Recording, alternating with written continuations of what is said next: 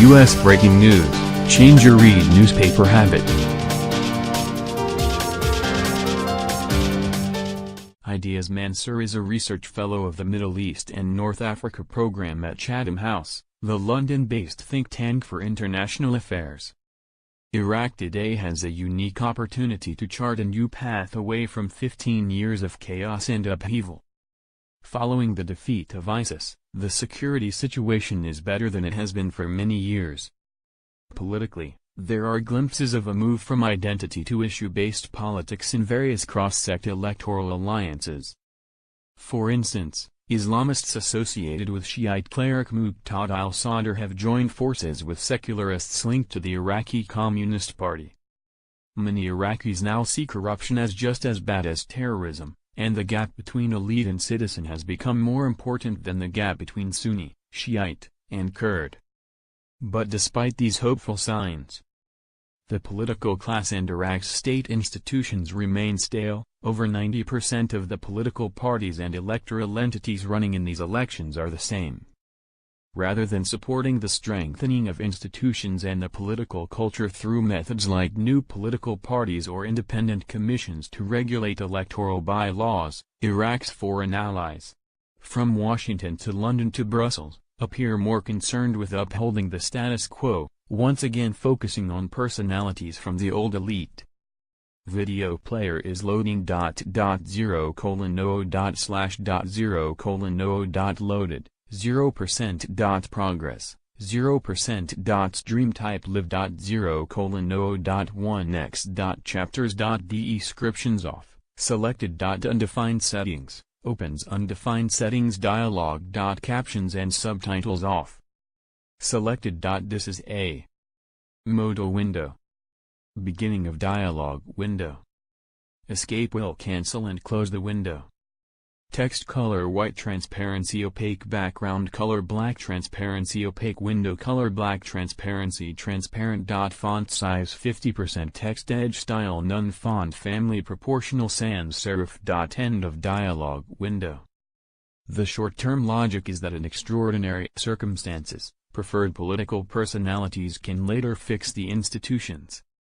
But this is a crucial mistake, which has failed in Iraq in the past and risks squandering today's opportunity for reform. This mistake is reinforced by the tendency to push for elections as the main process of state building and democratization. Although the decision to hold elections on time is constitutionally mandated in Iraq, international partners pushed for them too hastily and jeopardized the chance to build new institutions such as political parties and civil society monitors. In a place like Mosul, where residents are just coming out of a traumatic 3-year spell under ISIS, rushing into elections favors an old elite who can easily organize. New and emerging leaders, including teachers, engineers, social workers and civil society activists, have been unable to develop political platforms and institutions or mobilization strategies. As a result, for the next 4 years, the same leaders who abetted political dysfunction before ISIS took over the city are likely to govern again.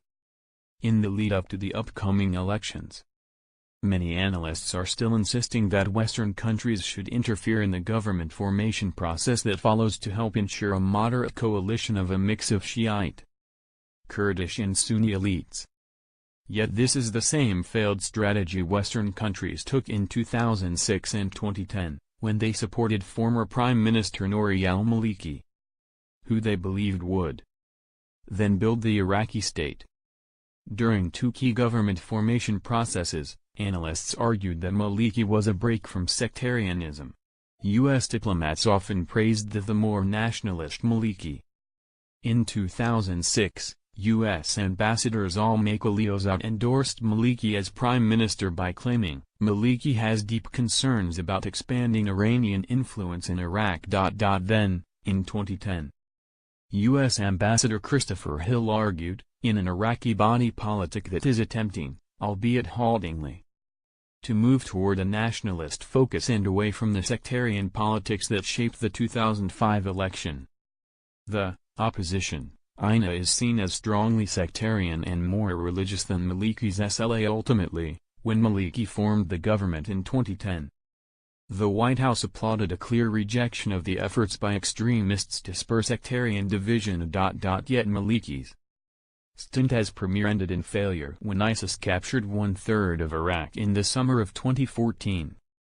His over-centralization of power and perceived sectarian-based, Iran-allied policies failed to build strong independent institutions. And many Iraqis remember Washington's role in supporting the former prime minister.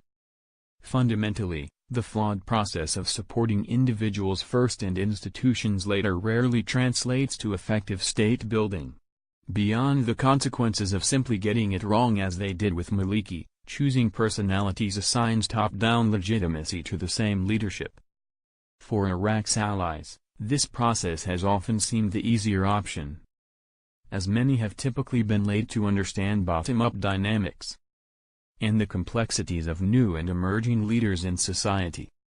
Moreover, supporting individuals rather than building institutions reinforces the status quo of elites who can more easily mobilize. As much as it may be an uphill climb, however, the short 15-year history of the new Iraq has taught that foreign interference in government formation does not build strong institutions but rather solidifies the old, dysfunctional elite, rather than directly interfering and choosing preferred leaders. Iraq's international partners need to better understand long-term political trends and help to facilitate the building of independent institutions to create a level playing field and hold the elite accountable. This piece was originally published by Chatham House. Ideas.Time Ideas hosts the world's leading voices, providing commentary on events in news, society, and culture. We welcome outside contributions. Opinions expressed do not necessarily reflect the views of Time editors.